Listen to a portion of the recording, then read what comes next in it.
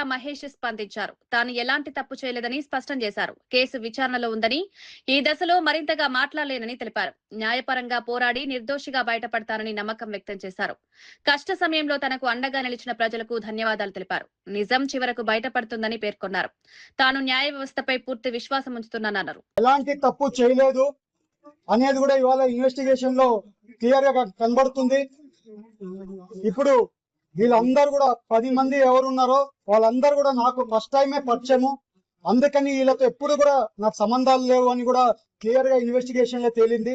ఇంకా వచ్చే రోజుల్లో ఇంకా ఇన్వెస్టిగేషన్ జరుగుతుంది కాబట్టి నేను అన్ని వివరాలు ఇన్వెస్టిగేషన్ అయిపోయినాక నాకు క్లీన్ గా బయటకు వస్తానని 100% నాకు తెలుసు.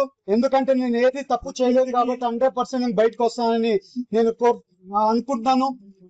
వచ్చినాక ప్రతి ఒక్క డీటెయిల్స్ మీకు మీడియాలో ప్రతి ఒక్క డీటెయిల్స్ మీ అందరికి తెలుపుతానని మీ అందరికి తెలుపుతూ, అలాగే ఏమన్నా కానీ కార్యక్రమాలు ఉంటాయి, గవర్నమెంట్ కార్యక్రమాలు ఉంటే పాల్గొంటాను.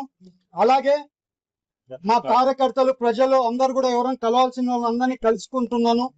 ఇవాళ ఏలూరుకి రావడం జరిగింది. అందరు కూడా నన్ను ఆస్వాదించిన ప్రతి ఒక్కరిని, నన్ను తోడుగా ఉండే ప్రతి ఒక్కరిని, ఏలూరు ప్రజలు ప్రతి ఒక్కరు నాతో తోడుగా ఉన్నారు. అందరూ కూడా నేను తప్పు చేయను, వాళ్ళ ఎంపీ తప్పు చేయడం అనేది వాళ్ళందరికీ తెలుసు. నేను మళ్ళీ మీ అందరి మీడియా తరఫున మళ్ళీ చెప్పుకున్నా, ఎక్కడ కానీ తప్పు చేయలేదు. నేను బయటికి క్లీన్ గా వస్తానని మీ అందరికీ తెలుపుకుంటూ అందరికి కూడా నమస్కారాలు.